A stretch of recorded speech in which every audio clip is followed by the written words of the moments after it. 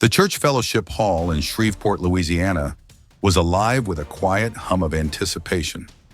Folding chairs scraped against the polished floor, and the air was thick with murmured conversations. The space, usually reserved for Sunday potlucks and Bible study, had taken on an unusual air that evening. At the front of the room stood Donald Trump, his unmistakable presence filling the modest hall. His orange-tinted complexion and signature hand gestures were familiar to everyone.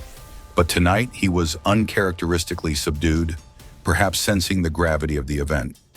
The audience was a mix of families, retirees, and local residents, all curious to hear what he had to say. But among the crowd, there was one figure who seemed out of place, not because of her size, but because of her quiet intensity.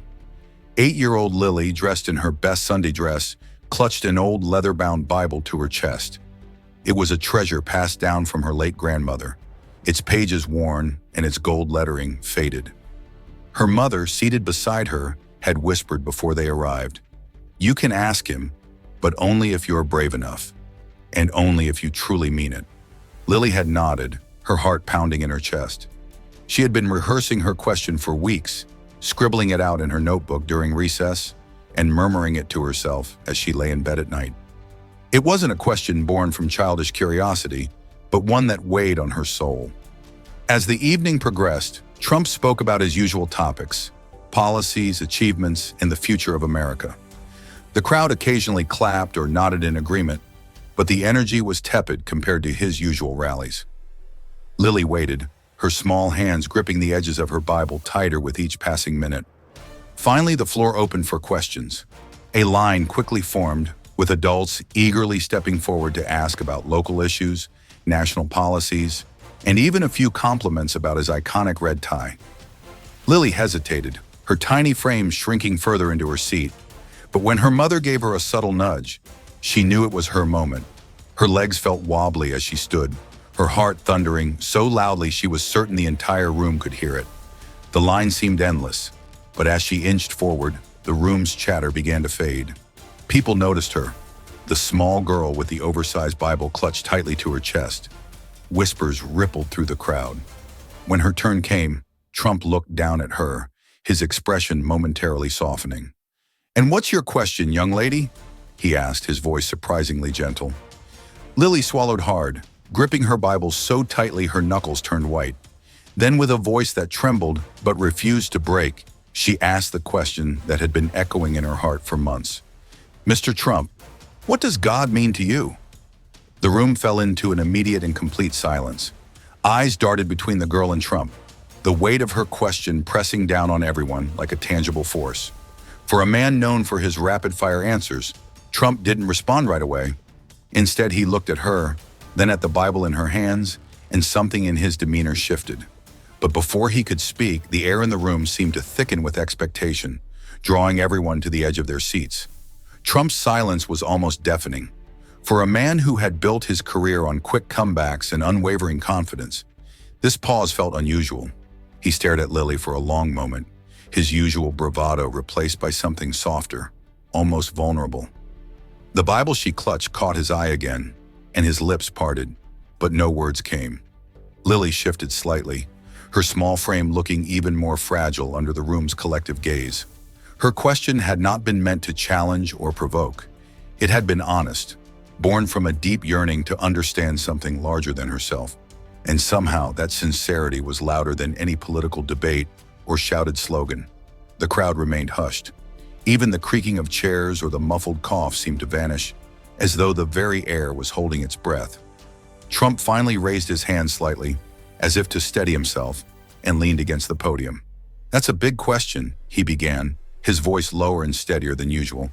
"And it's not one I've always had the answer to." The admission surprised many. Trump, known for his unshakable confidence, was admitting uncertainty in front of a crowd. He looked back at Lily, and his expression shifted again, this time to something almost paternal. "When I was about your age," he continued, "I had a lot of questions about God, too. My parents would take me to church every Sunday. I remember sitting in those pews, staring at the stained glass windows, wondering if God was even listening to me." He paused again, this time glancing out at the audience, as though gauging their reaction. His hand rested on the edge of the podium, fingers tapping lightly against the wood. My father used to tell me, he went on, that faith is like a ladder. You climb it one step at a time, and sometimes you're afraid you'll fall, but you keep climbing because there's something up there worth reaching for. At the time, I didn't understand what he meant. I thought it was just something he said to keep me quiet. A faint chuckle rippled through the audience, breaking the tension just slightly. Lily, however, didn't smile. Her eyes remained fixed on him, waiting for the real answer she had asked for. Trump leaned forward slightly, his tone softening even more. But as I got older, life threw a lot of challenges my way. I faced losses, failures, and moments where I wasn't sure if I could keep going. In those times, I didn't always feel like God was with me. Sometimes I was angry at him. Other times I thought maybe he'd given up on me altogether. The room remained captivated. It wasn't the usual polished rhetoric or rehearsed lines they were used to hearing. This was something raw, something real. But I'll tell you this, Trump said, his voice firming up slightly. Even in my worst moments, when I thought I was alone, I realized that faith wasn't about always having the answers. It's about believing that, even when you don't see the whole picture, there's a purpose. There's something greater at work. He glanced back at Lily, whose grip on the Bible had loosened slightly. Her wide eyes glistened under the fluorescent lights. And God, to me, he said slowly, is that purpose. He's the reminder that even when we fall, even when we fail, we're not done. He's the one who keeps telling us to climb the ladder, even when it feels like it's going to break. But before the weight of his words could fully sink in, Lily's eyes welled up with tears, and the crowd began murmuring softly, sensing that something extraordinary was unfolding.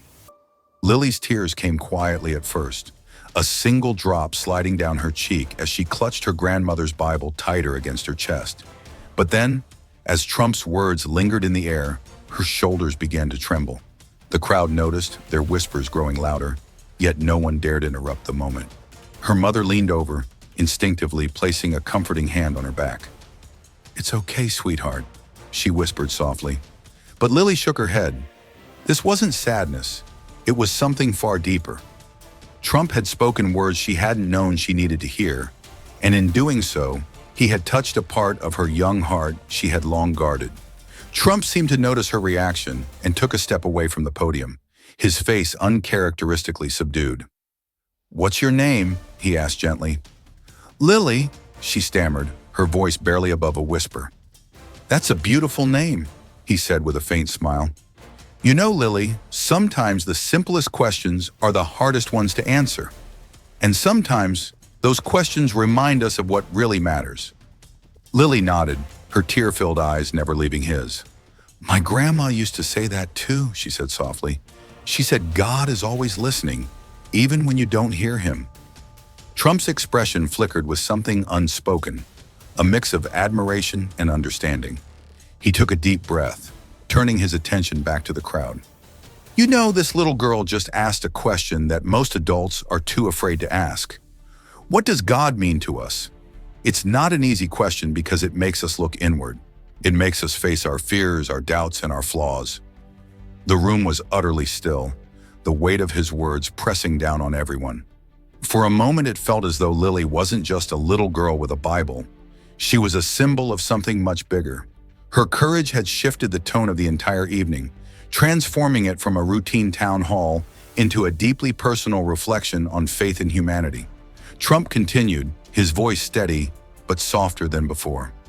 "We live in a world where we're always looking for answers outside of ourselves. We think power, success, or money will fill the gaps. But they don't. The real answers are the ones that make us uncomfortable. The ones that make us ask, what do I stand for? What do I believe in? And who am I when no one else is looking?" He paused, his gaze returning to Lily.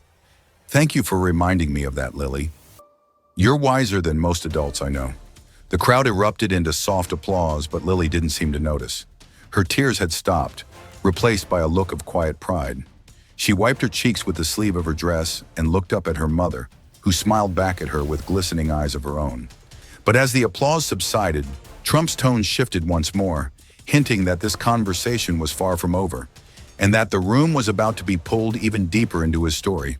The room grew quieter still, as though the air itself was waiting for Trump's next words. He shifted slightly at the podium, his eyes scanning the crowd before resting back on Lily. There was a heaviness in his expression, a weight that seemed to come from somewhere deeper than politics or public life. "When I was a young man," Trump began, his voice softer now, "there was a time I thought I had it all figured out. I had ambition, plans, and the drive to succeed. But there was one moment in my life, just one, that made me realize how little control I actually had."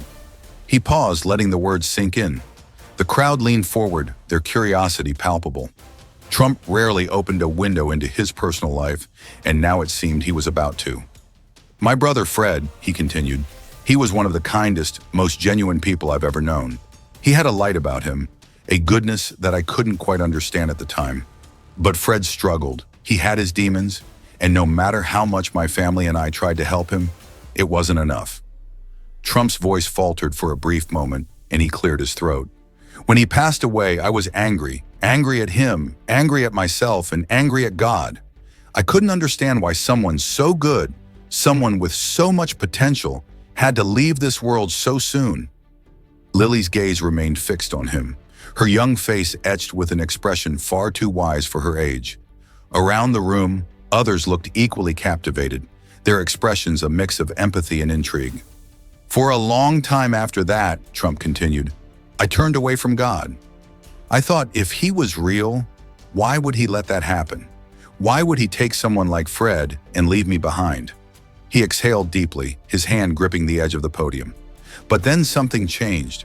I don't know if it was a dream or just a memory, but one night I saw Fred's face in my mind. He was smiling, this big, goofy smile he used to have, and I heard him say, 'Don't be angry, Don. You've got work to do.'" The crowd was silent, the weight of his words pressing on them like a physical presence. Even the faint sound of cars passing outside seemed to vanish, leaving only Trump's voice and the collective beating of hearts. "I realized then," he said, his voice steadying, "that faith isn't about understanding everything. It's about trusting that there's a reason, even when you can't see it. And maybe, just maybe, Fred's purpose was to teach me that." He turned back to Lily, his expression softening. "So when you ask me what God means to me, I'll say this. He's the reason I keep going, even when it's hard. He's the reminder that we're here for more than just ourselves.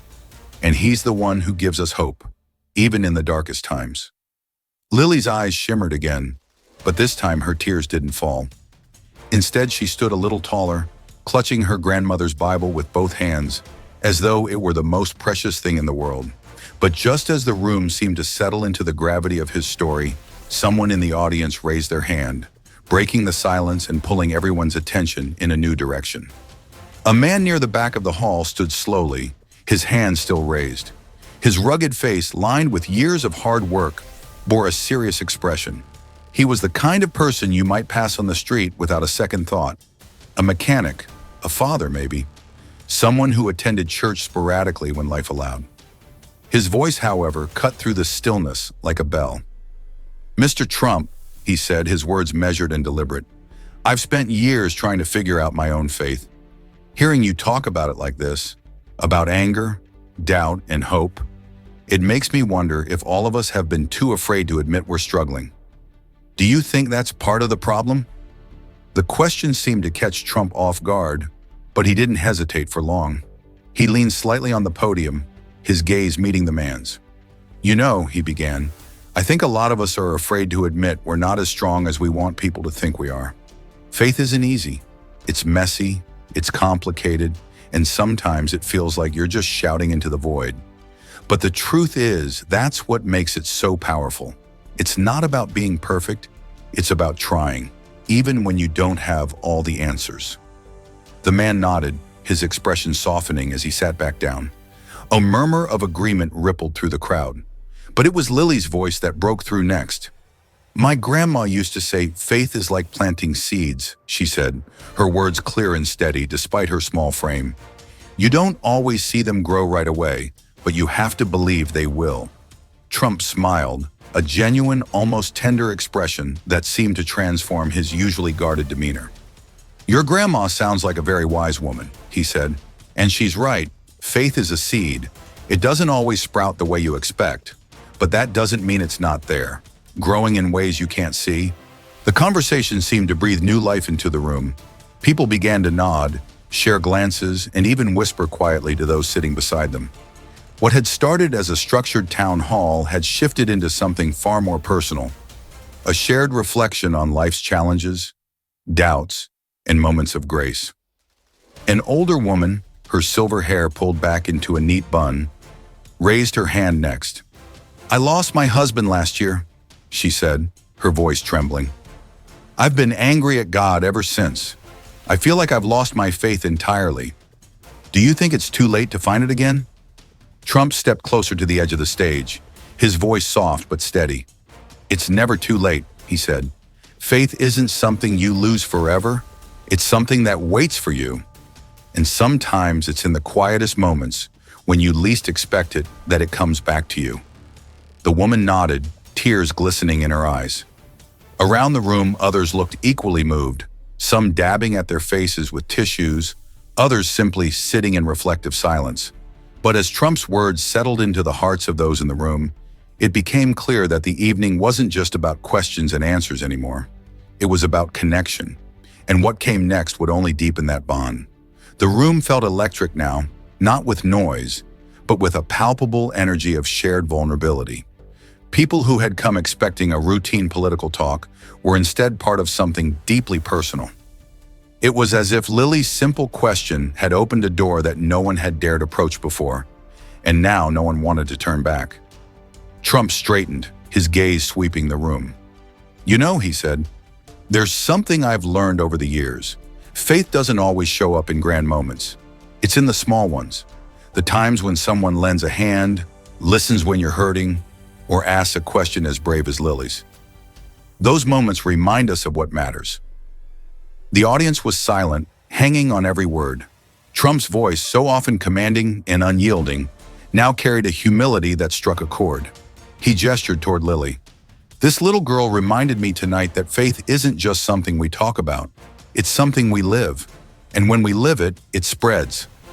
At that, Lily smiled faintly, her cheeks still flushed from earlier. Her mother pulled her close, whispering something in her ear that made the girl's smile widen just a bit more. Trump's tone grew firmer. "We're living in a time when it feels like the world is pulling us apart. Politics, opinions, differences. But faith has the power to bring us together. It's not about being the same. It's about understanding that we're all climbing that same ladder, one step at a time, no matter how different our paths look." A ripple of applause began, slow at first, but gaining momentum. People stood, clapping not just for Trump, but for the moment itself, for the courage it had taken Lily to ask her question, and for the answers it had drawn out of everyone in the room. As the applause subsided, Trump leaned in one last time. "So tonight, I'll leave you with this. Ask yourselves what faith means to you, and don't be afraid of the answer, no matter how uncertain it might be, because faith isn't about knowing, it's about believing." He paused, letting the weight of his words settle before adding, "And if you found something tonight that touched you, hold on to it. Let it grow, and share it with the people who need it most." The room erupted in applause again, but this time it was punctuated with hugs, handshakes, and even a few tears. Strangers who had entered the hall with little more than polite nods now lingered, exchanging smiles and stories. It was as if a collective weight had been lifted, replaced by a quiet hope. Lily, now standing with her mother, watched Trump step,